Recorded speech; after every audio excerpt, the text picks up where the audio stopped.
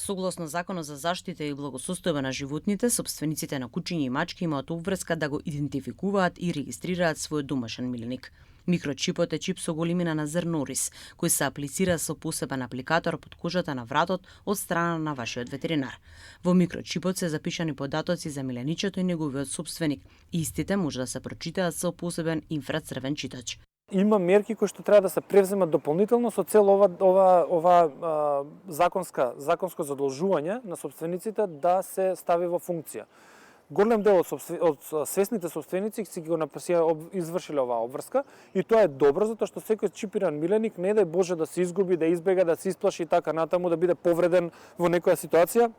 Ако некој друг човек го најде при првата ветеринарна амбуланта кога се провери чипот, се знае кој е сопственикот, му се увами и тој веќе неговата грижа каде ми е сопственикот е веќе ја нема и почнува тука натаму нели или ќе си го земе дома супер здраво стрекно или ќе се грижи ако има некаква повреда самото животно. И доста често во праксата ни се случува ова. Но доста често ни се случува да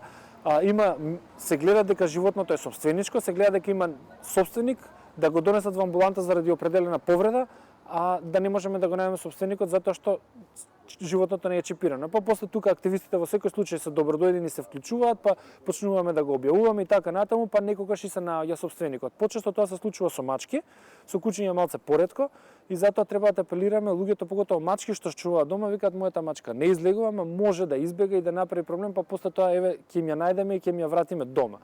Во однос на уличната популација на кучињата, граѓаните треба да знаат дека секој кученце кој што има ушна маркичка, секој едно куче има и микрочип и тој микрочип гласи на име на општината во која што тоа куче е заловено и третирано од страна на ветеринарните служби.